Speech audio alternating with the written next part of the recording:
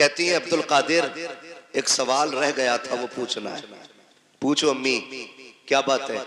कहा जब बचपन में तुम मेरी गोद में होते थे अचानक गायब हो जाते थे, कहां चले जाते थे? पूछने आई है। फरमाने लगे मुस्कुरा के, अम्मी जब मैं तेरी गोद से गायब होता था ना तो मैं सूरज के अंदर चला जाता था। कब? दूध पीने की उम्र में। समझ रहे ना ये बात? किस उम्र में समझ रहे तो बोले, वरना सलाम पढ़ ले। किस उम्र में? दूध पीने की उम्र में। काश आजादे ये पता करना है कि दूध पीने की उम्र में सूरज में चले जाते थे, क्या अब भी जा सकते हो? तुम मुस्कुराया बगदाद वाला पीर। कहने लगे अम्मी वो बचपना था, आज अब्दुल कादिर की जवानी है। क्या मतलब? कामी वो बचपन था जो मैं सूरज के अंदर आ जाता था, अब सूरज में ताकत नहीं है अब्दुल कादिर को अपने अंदर ले सके। अब कहते अम्मी अगर ऐसे 1000 सूरज भी आ जाए तो अब्दुल कादिर के सीने में दफन होकर रह जाएंगे। अब रब ने अब्दुल कादिर को वो कमाल बख्शा। ये अब्दुल कादिर के बचपन की कहानी है।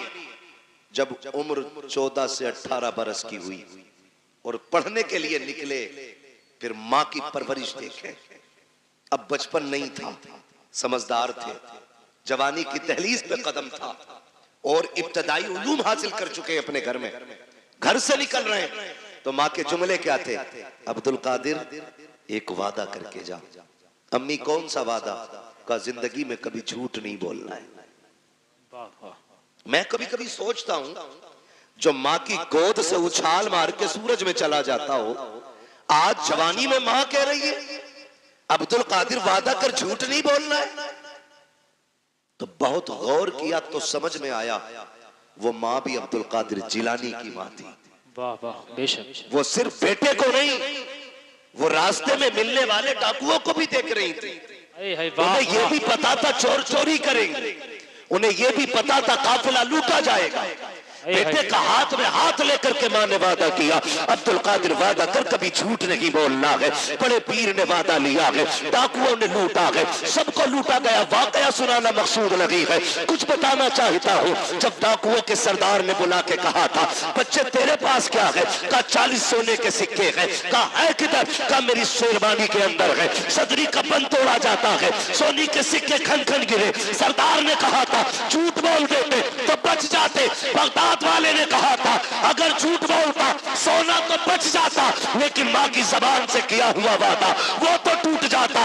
अब्दुल कादिर 1000 सिक्के लुटा सकता है, लेकिन मां से किया हुआ वादा नहीं तोड़ा जाता। भाई नारे तकबीर, नारे रिसालत, मसलके आला हजरत फैजाने गौसे आजम मुफ्ती हम्माद साहिब किबला, नारे तकबीर। भाई वाह, जिंदाबाद जिंदाबाद, माशाअल्लाह। मैं रुक के एक बात कहूं, आज हम अपने बेटे को 10 रुपए देते हैं, बेटे जाओ बाजार से धनिया ले आना, 3 रुपए की मिर्च ले आना, है ना? 10 रुपए का सौदा बता के भेज दिया। बच्चा गया, जा सारा सामान भी ले आया, 10 रुपए भी बचा लाया। 10 रुपए भी बचा लाया। हो सकता है दुकानदार की नजर इधर उधर हो, ला के सामान भी दिया, 10 रुपए भी दिए। अम्मी कहती पैसे, अम्मी उसे पता ही नहीं चला, मैं लेके आ गया। आज की मां कहती है मेरा गुड्डू होशियार हो गया जी। फिर कल चल के यही गुड्डू डाकू सुल्तान बनता है,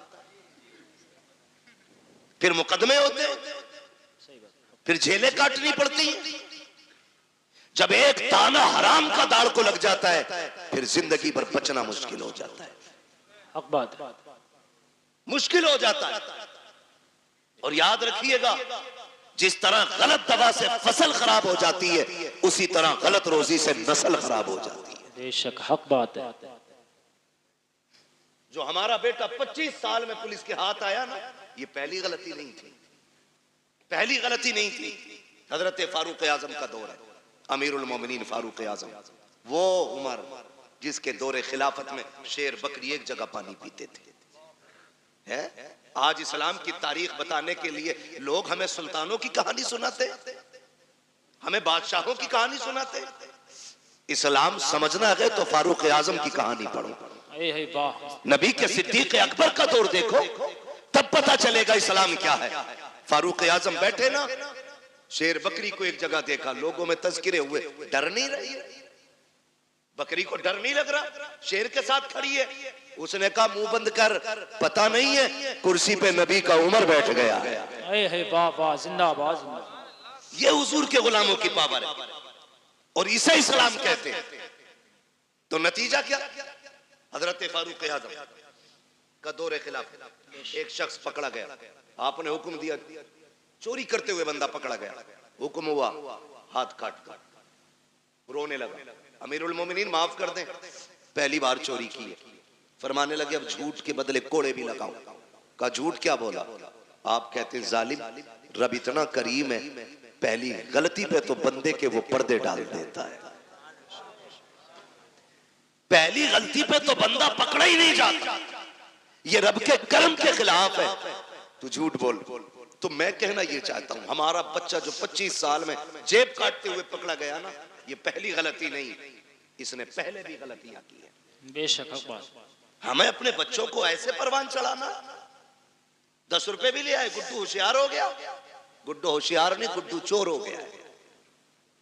माँ पे लाजिम था पहले दिन थप्पड़ मार के वापस करके कहती जा ये वापस करके आ, हमें हराम का एक पत्ता भी नहीं चाहिए। आज ये तरबियत देने वाली माँ नहीं मिले भी कहां से? क्योंकि हमने बहुएं जो ढूंढी है ना, वो एमए ढूंढी है, एलएलबी ढूंढी है, हमने कनीज़े फातिमा ढूंढी ही नहीं। काश हमने कनीज़े फातिमा देखी होती तो गोद आपकी बेटी की होती, आने वाला सलाहुद्दीन अय्यूबी पैदा होता। वाह, सुभान अल्लाह सुभान अल्लाह। क्या दुनिया भाग नहीं रही है इसी तरह? नशा नहीं चढ़ा, एक नशा है। मौलाना दुआ करियो, मेरी बेटी एलएलबी कर रही है, माफ कीजिएगा, ऐसी डिग्री जो जलील कर दे मुंह पे मार दो, वो डिग्री लाओ जो दुनिया में भी इज्जत अता करे, आखिरत में भी इज्जत अता करे। बेशक बेशक, सुभान अल्लाह। कौम का बेड़ा गर्क नहीं हो गया? गलत नहीं हो गया? कौम का बेड़ा गर्क नहीं हो गया? सबको शौक लगा है, 2 चीजों से कौम बर्बाद हो गई, एक ट्यूशन और दूसरी ऑनलाइन जो तालीम चली। पूरा हिंदुस्तान रो रहा है इर्तिदाद की बीमारी को देख करके।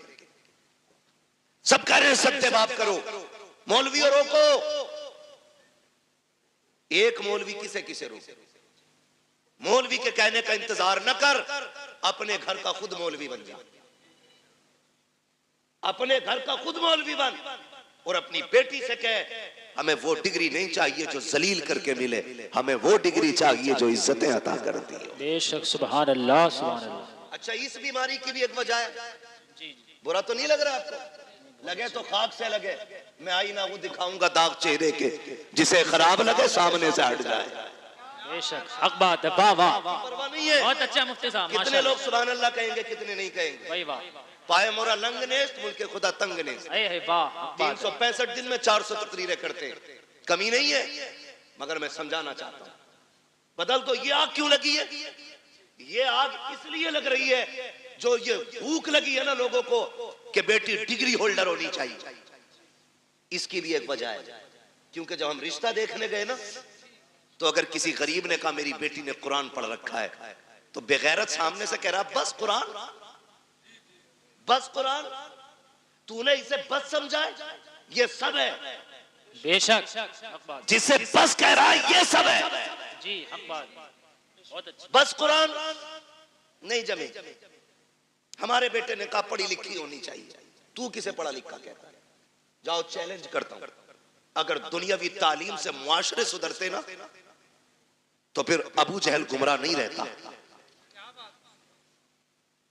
दुनियावी तालीम उसके पास थी, दीन नहीं था। मुआशरे जो सुधरते वो इस्लामी तालीम से संभलते। लगता है किसी को बुरी लगती हो, लगे बर्दाश्त कर लो, दवा जितनी ज्यादा कड़वी होती फायदा उतना ज्यादा करती है। जी जी, हक बात। और जो कड़वी दवा बर्दाश्त नहीं कर सकता, फिर उसका इलाज गोलियों से नहीं, उसका इलाज ऑपरेशन से होता है। इसलिए कड़वी दवा बर्दाश्त और खाने के आदी बनो। ये जो आग लगी ना, गया रिश्ता करने के लिए, क्या पढ़ा है? बेटी हमारी मिलाद पड़ी हुई है, एक लेवल था, उर्दू का, बच्ची मिलाद पढ़ लेती थी, कुरान पढ़ लेती थी, तो हमारे असलाफ कहते थे बहुत पढ़ गई। आजकल बस स्कूल नहीं पढ़ी है, हाई स्कूल तो किया ही होगा, बीए तो किया होगा। क्यों भाई, क्यों? नौकरी कराएगा, इसकी कमाई खाएगा। बेगैरत होते हैं जो औरतों की कमाई खाते हैं, गैरत वाले वो मर्द होते हैं जो अपनी कमाई बेटियों को खिलाया करते हैं। ये मिजाज बन गए हमारे। क्या नहीं नहीं, हमारा लड़का कहता बीए पास होनी चाहिए, खुदा की कसम बीए पास ना ढूंढ, आग लग गई है मुआशरे को। आज जो बेगैरती हमारी नस्लों में आ गई है, इसको नशा, इसको हवा देने वाले हम जैसे चंद लोग होते हैं जो बेटों के लिए डिग्री होल्डर तलाश करते हैं। जब किसी के दरवाजे से रिश्ता पलट जाता है, करवट वाला सोच लेता है इसकी बेटी का रिश्ता लौट गया है, अपनी बेटी को हाई स्कूल जरूर कराना है। मुझे बता तो सही, चल हाई स्कूल करा, IAS IPS बेटी को बना, मैं तालीम का मुखालिफ नहीं हूं, बताओ तो सही। बिल्डिंगों में तुम टाइल्स लगाने वालों, मकानों में पत्थर लगाने वालों, मज़ारों के गुंबद बनाने वालों, कलश लगा करके लाखों की चादरें चढ़ाने वालों, मुझे बताओ तो सही, क्या तुमने बेटियों के लिए कोई हया का स्कूल खोला के नहीं, कोई एक पर्दे वाला कॉलेज बनाया के नहीं, तुमने अपनी बच्चियों के लिए कोई तालीम के लिए तहजीब का इदारा बनाया के नहीं? क्या तुम्हें पता है तुम्हारी बच्चियां जहां जाती है, मैंने तुम्हारी बच्चियों को बुरा नहीं कहता, लेकिन जानते हो तेरी बच्ची हया वाली हो सकती है, लेकिन जिसकी करवट में बैठी है वो मर्द बेहया है, जिसके बगल में बैठी है वो लड़का बेगैरत है। और याद रखिएगा, माहौल को देख करके लोगों के रंग बदल जाया करते हैं। मैं आपसे कहना चाहता हूँ, चंद दिन की रौनक के लिए तुमने जरा से नामो नमूद के लिए, कुछ दिन के बाद खबर आती है फला की बेटी भाग गई है, उसने बाप के मुंह पे कालिक पोत दिया है। खुदा की कसम खा के कहता हूँ, लाख डिग्रियां ले आओ, वो इज्जत जो भागने से पहले थी वो भागने के बाद तेरे घर में आ नहीं सकती है। बेशक नारे तकबीर, नारे रिसालत, उलमाए अहले सुन्नत, मसलके आला हजरत फैजाने गौसे आजम मुफ्ती हम्माद साहिब किबला, नारे तकबीर, नारे रिसालत, भाई वाह माशाल्लाह, जिंदाबाद। कितने वीडियोस वायरल हुए ट्यूशन के नाम पे बच्चियों का इस्तेमाल। हाँ, और ट्यूशन पढ़ाने और बैठाने का सिस्टम, एक लड़की दो लड़कों के बीच में बैठाई जाती है, आंखें नहीं खुल रही। किसी की भाग जाए तो मुजरिम मौलवी। बदलो, डॉक्टर इकबाल ने कहा था, न संभलोगे तो मिट जाओगे हिंदी मुसलमानों, बेशक हक बात, तुम्हारी दास्तां तक भी ना होगी दास्तां। खत्म करो कि बहू LLB चाहिए, ये शर्त लगाओ बहू हमें कनीज़े फातिमा ज़हरा चाहिए। मांगो, करके लाए LLB, 4 दिन बाद भूत आ गए उसके। कोई कह रहे आप चोचा ले जाओ, नीर में नहला के ला, कोई कह रहा छोटे बड़े सरकार पे ले जाओ, 2-4 लट्ठों में ठीक हो जाएगी। लेकिन 6-6 महीने पड़े रहे, कह रहे सब में घुमा ले, भूत ही नहीं उतरे। मैं खुल के कहता हूँ, भूत उसके उतरे जिस पे चढ़े हों, जो खुद भूत नहीं हो उसका भूत नहीं उतरा करता है। सही बात है, हक बात है भाई। रवैये बदलो, दीनदार बहू तलाश करो, दीनदार। कयामत में ये नहीं पूछा जाएगा तेरी बेटी ने LLB किया था कि नहीं, मगर ये जरूर पूछा जाएगा तूने बेटी को कुरान पढ़ाया था कि नहीं, तूने बेटी को मुस्तफा की शरीयत सिखाई थी कि नहीं, तूने बेटी को दीन दिया था कि नहीं। और सबसे अच्छी जिंदगी, खुदा की कसम, वो इस्लामी जिंदगी है, इस्लामी जिंदगी। ये तो सारे फिरका वालों का अकीदा है कि अल्लाह कयामत में बंदे को आगे खड़ा करके उस वक्त तक नहीं हिलने देगा जब तक हिसाब ना ले लेगा। बेशक बेशक सबका अकीदा है, सिर्फ बरेलवियों का नहीं, सब इस बात से मुत्तफिक है। मैं पूछना चाहता हूँ, जरा ख्याल करो और गुमान करो, हमारी जिंदगी चौराहों पे कटी, हमारी जिंदगी ऐशो इशरत में कटी, होटलों में कटी। अल्लाह कयामत में पूछेगा दिन कहाँ गुजारा, रात कहाँ गुजारी, हिसाब मुश्किल पड़ जाएगा। और जिसकी जिंदगी कुरान पढ़ने और पढ़ाने में कट गई, उससे रब पूछेगा बता किधर जिंदगी कटी, कहेगा और कहेगी आधी जिंदगी कुरान पढ़ने में गुजार आई हूँ, आधी जिंदगी कुरान पढ़ाने में गुजार आई हूँ। वाह वाह सुभान अल्लाह माशाअल्लाह। इससे बेहतर जवाब क्या होगा, इससे बेहतर जवाब क्या होगा। लेकिन नशा चढ़ा है, मुखिया की बेटी है, LLB कर रही है। वो भाई, कई लोग तो ये पता खालिद भाई क्या कहते हैं, वो हमारी बेटी के बारे में बोल रहे हो, अल्लाह का शुक्र है भरोसा बेटियों पे, वही आग लगाते हैं जिन पे भरोसा होता है। सही बात। हाँ, आग वही लगाता है जिस पे एतमाद होता है, जिस पे एतमाद नहीं उस पे तो आदमी अलर्ट रहता है, जिस पे भरोसा है वही, वो कहा था ना, घर का भेदी लंका ढाए, आग वही लगाता है जिस पे भरोसा होता है। मुझे बताओ तो सही, बुरा ना मानो, हमने तालीम के नाम पे बच्चियां आजाद कर दी। मेरे नबी ने विसाल का वक्त है, आवाज दी, या फातिमा, जी बाबा, दौड़ के आ गई, हाथ पकड़ा बेटी का, फातिमा बता मेरे बाद पर्दा कैसा करेगी। सैयदा रोने लग गई। बाप बेटी का रिश्ता बड़ा अजीब होता है। खातूने जन्नत, हुजूर के जिगर का टुकड़ा, वो जिसे मेरा नबी सबसे ज्यादा प्यार करे, जिसने सबसे ज्यादा हुजूर के साथ वक्त गुजारा, वो बेटी, आका कहते फातिमा बता मेरे बाद जिंदगी और पर्दे का क्या हाल होगा। रो के कहती अब्बा तेरे बगैर तो जीने का तसव्वुर ही नहीं। फातिमा को जीने का तसव्वुर ही नहीं, अब्बा मुझे लगता ही नहीं मैं आपके बगैर जिंदा भी रह पाऊंगी कि नहीं। खुदा की कसम ये बेटी होती है। आज बेटी वालों से भी गुजारिश है, खुदारा बेटियों के साथ ना इंसाफी ना करो। इंसाफ ये नहीं कि उन्हें तालीम के नाम पे आवारा कर दो, उन्हें इल्म के नाम पे आजाद छोड़ दो। इंसाफ ये है कि उन्हें निकाह के बाद भी सीने से लगा के रखा करो। बेशक बात, ये इंसाफ। हमने गलतियां की और बहुत गलती करते, खुदा की कसम खा के कहता हूं, बेटी का हक खा के अगर हज करने भी जाएगा ना, अल्लाह मुंह पे मार देगा, कहेगा बेटी का हक खा के मेरे पास आया, मुझे तेरी शक्ल भी गवारा नहीं, लौट जा, नहीं चाहिए तेरे सजदे और तेरी इबादतें। वो भाई बहुत सितम हम करते। बेटी अल्लाह ने कितनी बड़ी नेमत दी, रहमत खुदा की। बेटे आते हैं ना, अल्लाह सबके बेटों को सलामत रखे। मैं बेटों का मुखालिफ नहीं, बेटे भी बड़ी चीज है, क्योंकि इससे नस्ल और इंसान के नस्ब का चिराग रोशन होता है, बड़ी चीज है। लेकिन बेटी उससे भी बड़ी चीज है, बेटी उससे भी बड़ी चीज है। बेटा आता है ना, रब की तरफ से पैगाम ला के कहता है सुन, हुक्म होता है रब की तरफ से, अपने लिए भी कमाना, अपने माँ बाप के लिए भी कमाना। और जब बेटी आती है तो आके कहती है अब्बा अकेली नहीं आई हूँ, साथ में रब का सलाम भी लेके आई हूँ। सुभान अल्लाह। और एक खुशखबरी लेके आई हूँ, रब ने सलाम भी भेजा है और ये पैगाम भेजा है। उसने कहा है जा, मैं तेरी रोजी का भी इंतजाम करूंगा, तेरे सदके में तेरे माँ बाप की रोजी का भी इंतजाम करूंगा। वही वाह वाह, जिंदाबाद जिंदाबाद, माशाअल्लाह। कई बार जिन बेटियों की पैदाइश पे बाप का मुंह लटक जाता है ना, वही बाप का नाम दुनिया में रोशन करती है। राबिया बसरिया बेटी ही तो है, पढ़े ना तारीख, खातूने जन्नत बेटी तो है, ज़ैनब बेटी ही तो है, इनकी तारीखें पढ़े। कभी कभी बेटियां दुनिया में नाम रोशन कर जाती हैं। आप अगर समझ सकें तो समझें, नबुव्वत का ताज भले रब ने मर्द के सर पे रखा है, लेकिन नबी को माँ की गोद में रखा है। बेशक नबी को जन्म देने वाली माँ ही होती है, ये शान होती है इस बेटी की।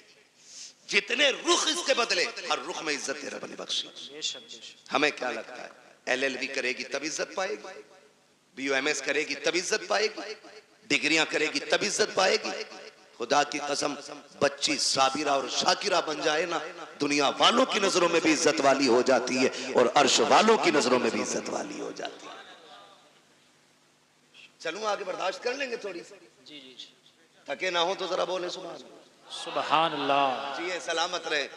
जहां तक मैं देख रहा हूं अल्लाह का करम है, सब जागते हुए लोग नजर आ रहे हैं, माशाअल्लाह। तवज्जो है ना सारे लोग। मैं क्या बात कह रहा था आपसे, याद है? हाँ, बहुत गौर से मेरी बात सुनिए। बेटी आती है ना, कहती है मैं अपना भी रिस्क लाई हूं और तेरा भी लेके आई है, और साथ में रब का सलाम भी लेके आई है। लोग कहते हैं अम्मा नाराज है, 3 बेटियां हो गई हैं। कई औरतों की कहानी, वहां खालिद साहब, हम लोगों का तो नंबर सरकारी रहता है, नेट पे कोई भी निकाल लेता है। फोन करती हैं लड़कियां, दुआ करना हजरत तलाक का नंबर है। क्यों? 5 बच्चियां हो गई, ताने सुनते सुनते अब ये दिन आ गए, वक्त नहीं कट रहा है और सास का लहजा बड़ा बिगड़ा हुआ है। दुआ करें अल्लाह एक बेटा दे दे ताकि माँ को घर में इज्जत मिल जाए। ये दिन देखने थे बेटी को कि इसको अपनी इज्जत के लिए एक बेटे की भीख मांगनी पड़े। और यार अगर बेटियां बोझ होती ना, रब महबूब के आंगन में कभी 4 फूल नहीं खिलाता। 4 बेटियां रब ने महबूब को दी, 4 बेटियां। अगर ये बोझ होती, एक बेटी भी रब अपने महबूब को नहीं देता। 4 बेटियां अता की और चारों बेटियां बेमिसाल है, चारों बेटियां बेमिसाल है। हजरत खातून जन्नत का तज़किरा इसलिए ज्यादा होता है क्योंकि उन्होंने ज्यादा वक्त हुजूर के साथ गुजारा है। बहुत गौर से मेरी बात सुनिएगा, चेहरे उतर जाते भाई, चेहरे ना बिगाड़ा करो, बेटी आए तो 2 सजदे शुक्र के ज्यादा किया करो। सुभान अल्लाह, सुभान अल्लाह। क्यों? जानते हो दुनिया में या तो सच्चा प्यार मां कर सकती है और या मां के बाद बेटी कर सकती है। मेरे हुजूर फरमाया करते थे, फातिमा उम्मी बाद उम्मी, फातिमा मेरी मां के बाद मेरी मां है। कहते हैं कि जो खिदमत, जो प्यार मुझे मेरी मां से मिला है, फिर वो प्यार मुझे आमिना के सामने मिला है, फातिमा के सामने मिला है। हुजूर कहते थे अपनी बेटी के हवाले से, फातिमा मेरी मां के बाद मेरी मां है। अब सोच तो सही बेटी क्या होती है, बुरा ना मानिएगा। कल अल्लाह करे सारे बेटे बाप के फर्माबरदार हो। और जी इसमें बाप का कोई मतलब नहीं है, मतलब गरज बेटों की होनी चाहिए। इसलिए कि अगर बेटे बाप से अलग हो जाए तो बाप नुकसान में नहीं, बेटे नुकसान में रहते हैं। क्योंकि अगर कोई टहनी तने से कट जाती है तो तने नहीं सूखा करते, टहनियां सूख जाया करती हैं। जी, टहनी समझ गए ना, तना भी समझ गए, जड़। अगर कोई शाख दरख्त से कट जाए तो बताओ दरख्त सूखेगा कि शाख? शाख। सारे बोले हैं क्या सूखेगा? शाख सूख जाती है। और तजर्बा ना हो तो कर लेना, एक बेटा बाप के साथ रखो, दूसरा बेटा बाप से दूर रखो। वो बेटा जो बाप से दूर है उसे फुल खर्चा दो, और जो बेटा बाप के पास रहता है उसे गिन के रोटी दो। फिर 18 साल में वजन तोल लेना, जो बाप के साथ रहेगा वजन उसी बेटे में ज्यादा मिलेगा। इसलिए कि बाप की छत्र छाया में पलने वाले बेटे की परवरिश का अंदाज भी निराला होता है। बेशक हक बात, ये बात याद रखिएगा। तो अगर बेटे बाप से जुदा है तो बाप का नुकसान नहीं, बेटों का नुकसान। अल्लाह आपको तौफीक दे कि हम बाप की कदर करें। हम सबको अल्लाह तौफीक दे कि हम बाप की इज्जत करें। बड़ी दौलत है, लेकिन मैं बात जो अर्ज करना चाहता हूँ सुने। कभी दौर ऐसा भी आता है कि बहुएं पूरा परिवार बिगाड़ देती है। किसी घर के बेटे खराब नहीं होते। जब वो 18 साल तक एक थाली में खाते रहे, खालिद भाई 25 साल तक एक थाली में खाते रहे, तो ये 26वां साल जो शादी के बाद लगा है, अब कौन से कांटे भाइयों में निकल आए? भाई कल भी भाई था, आज भी भाई है, लहू आज भी दोनों की रगों में एक है। लेकिन दुश्मनी की वजह क्या है? ये जो काली खोपड़ी वाली आई है, इसने कहा कब तक इनकी नौकरी करोगे, अपना भी कुछ करो। जी सही बात। मुझसे इनकी रोटी नहीं पकती सबकी, अकेले रहेंगे 2 पकाएंगे खा लेंगे। मैं बेटियों से गुजारिश करूंगा। रुखसती हुई थी तब कंडीशन क्या थी? निकाह हो गया, उसके बाद जब गाड़ी में बैठने का नंबर आता है ना, आधा घंटा लगा देती है गाड़ी तक आने में। ये मेरी भी घर की बात हो सकती है, आपके भी घर की बात हो सकती है। मैं खाली अपनी ससुराल की नहीं, मैं तो अपने घर की भी बात कर रहा हूं। समझ रहे हैं ना मेरी बात? शायद मैं आपको फ्री जन्नत नहीं बांट रहा हूं, इसलिए बात अच्छी नहीं लगे, बहुत अच्छा। लेकिन याद रखिएगा कि जिसने इन बातों पे अमल कर लिया, इंशाअल्लाह मरने की देर है, जन्नत मिलने में देर नहीं होगी। कितनी देर लग जाती है घर से गाड़ी तक आने में? बोले